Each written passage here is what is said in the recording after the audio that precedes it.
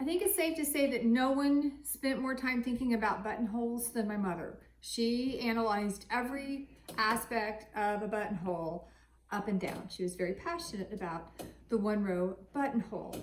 Just to kind of give you a little background on buttonholes, the patterns are usually going to call for a yarn over, or where you bind off on one row and then cast on the next row.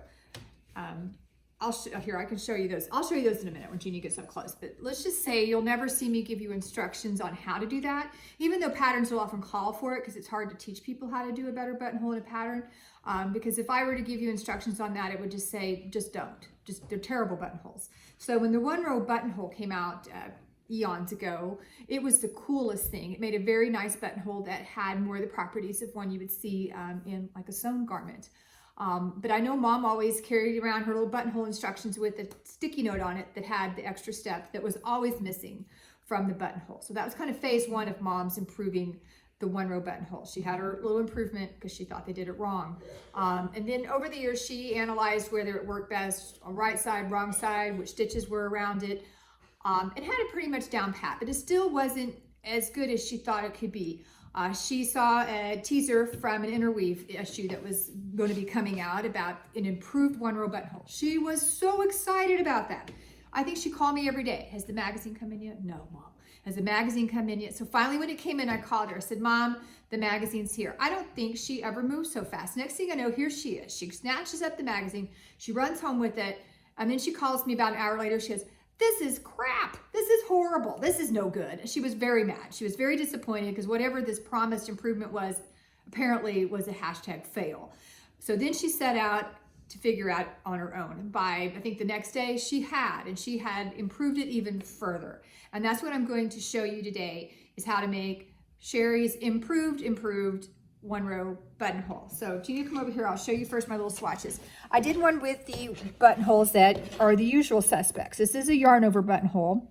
I did a double yarn over just to make it for similar button size to what we're doing, but it doesn't matter if it's a double or a single yarn over. It makes a big gaping hole. It's ugly and your button is going to fall right out of it. It won't stay buttoned. This is the bind off cast on buttonhole, and again, ugly, huge gaping hole. Stuff is not, I mean, look at that. Stuff is just not going to stay buttoned. Over here is the one row buttonhole. See the difference? It's beautiful. Much better. So which one do you think is going to work better? I mean, to me, it's just a no-brainer. So this is the only buttonhole you really need to know. And I'm going to show you how to do it. I'm going to do a 4-stitch buttonhole. And you want to work these on the right side. Don't worry, I'm going to put written instructions on our blog and with our nifty tips so that you will be able to refer to it later. As a 4-stitch buttonhole, it's actually going to be worked over 6 stitches. There's going to be an extra stitch before and after that are encompassed in the making of the buttonhole. And you want to make sure that you begin and end, on the wrong side here, with a purl stitch. So you want to start with a purl stitch. Let me work over here. You got this. I knit continental, so don't let that throw you.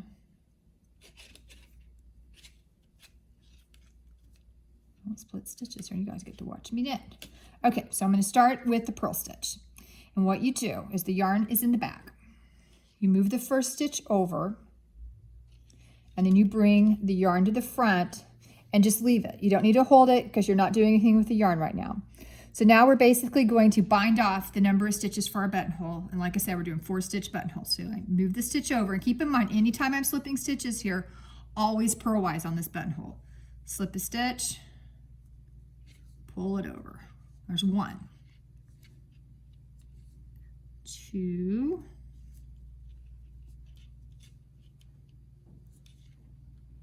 3, 4. So I have basically bound off 4 stitches. When I get to the end here, I'm just going to move the stitch back over to this needle, and then I turn. Here's the cool part that Mom came up with. It works better this way. We're going to do a purl cable cast on. It used to always be a knit cable cast on. We're doing a purl cable cast on, which if you've watched my cast on videos, you're already up on how to do that.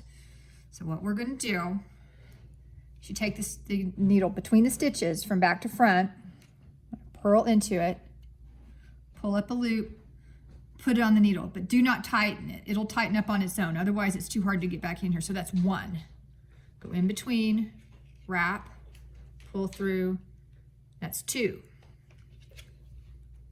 See, it's tightening up as I do it. 3, 4. We're going to do one more than what we bound off. So I'm going to do an extra 5th stitch. Now this is the step Mom always thought was missing from the regular buttonhole. We're going to bring the yarn, before we put this on the needle, to the back. That wrap, kind of like we did at the beginning with the yarn, it kind of tightens and finishes the buttonhole. So we're going to put it to the back and then place that on the needle. And that will be number 5. So now we have an extra stitch. I'm going to turn and we're going to get rid of that extra stitch. So I slip the next stitch over. Oh, hold on, stop. Move the yarn to the back first. A lot of steps in this. Move the next stitch over and then pull it over. And then you always want to work the following stitch with a really firm tension to help tighten that up. Let me finish this row. Normally when you're doing a buttonhole, it's not on a little short piece like this. It's on a very long band. So once you finish that buttonhole, you want to stop before you continue and make sure that you haven't messed up the number of stitches, because nothing's worse than working all the way around a V-neck band and all the way back around and realize you screwed up the buttonhole, because there's a lot of steps and it's really easy to goof up. So I'm going to check my pattern. I have 2 purls, 2 knits, purls, knits, purls, knits, purls. So I come out right, my buttonhole is good, and it makes just a really pretty buttonhole. I'm going to leave instructions on how to do this and put this in your knitting bag, because this is the buttonhole to do. Keep in mind that Mom's suggestions about where it's placed. It's ideally placed where it starts and ends with a purl stitch. But as you know, depending on your stitch pattern or the number of buttons or the size of your button, that may not always be possible. Don't lose sleep over it. It'll still be a beautiful buttonhole. That's just for the optimal results. Even if it starts and ends with the knit, or starts with the knit and ends with the purl, it will still look great, and it still will beat the heck out of this. Now you know all about buttonholes.